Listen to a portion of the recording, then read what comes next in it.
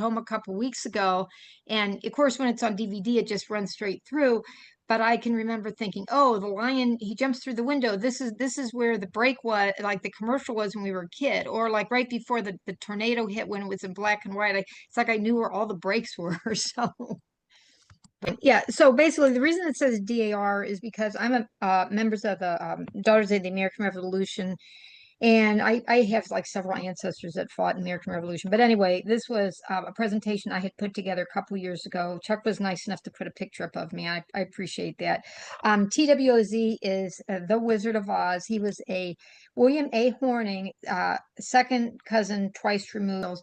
Wizard of Oz came out in 1939, and I don't think it was the first movie in color, but it was one of the earlier ones. So basically, once she gets into Oz after the tornado, that's when you notice everything going from like sepia to color. So this would be one of the stills from one of the earlier parts of the movie with a lot of the little people that were okay. So this is a picture. IMDb, if you're not familiar, it's the International Movie Database, and anybody, if somebody's in a movie, if there's a production, if somebody's even worked on a film, producer, director, behind the scenes, art director, whatever, you can find information with them. So this is a picture of William Horning. He did not live a real long life. I think he died in his late 50s. My guess is that this, was probably just maybe taken a few years before his death. I think he looks rather young, but he was an assistant art director for Wizard of Oz. And again, that's where I found the picture. And then we can kind of go to the next screen. The Missouri, California, and we'll get to the California in a little bit. He was a grandson of Peter Horning, who would be my third great uncle for me, for Chuck, for Cindy, and then for sister, I believe that would be I think your second great uncle. Yeah.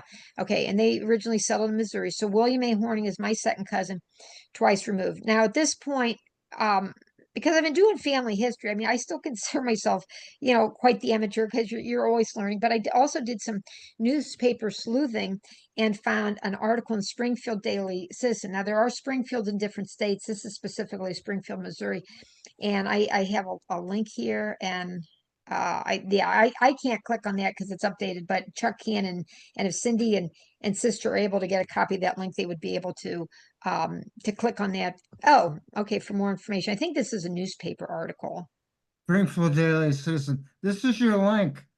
And Okay, is it working? I yeah, hope it's working. that's your link. That's where I got the picture from. About a man named William Allen Horning, a Springfield native who went on to win 2 Academy Awards in art direction and was nominated 6 other times. Art direction is the design and construction of sets used in movie making. Horning died of lung cancer on March 2nd, 1959. The same Associated Press news story on his death appears in papers across the nation. People outside Hollywood might not have known his name, but they certainly knew the legendary movies he helped to create. He won Oscars for the 1958 movie Gigi, and the 1959 movie Ben-Hur. Yeah. He was nominated for Gigi just before he died. Before his death, he had already worked on Ben-Hur, which won 11 Oscars at the 1960 award celebration hosted by Bob Hope, whom I once interviewed. Horning is the only person ever to win 2 Oscars posthumously.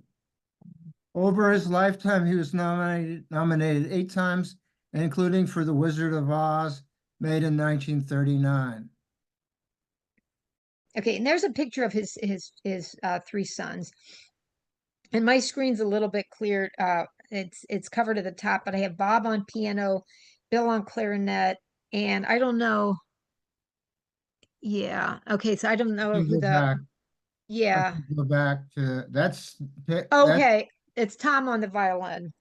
Okay, so Tom on violin, Bob on piano, Bill on clarinet. Try to go through this. I know this is probably taking a little longer than we had expected, but there's a little bit more. So basically, my thing ever since I've been doing family history, I love the pictures.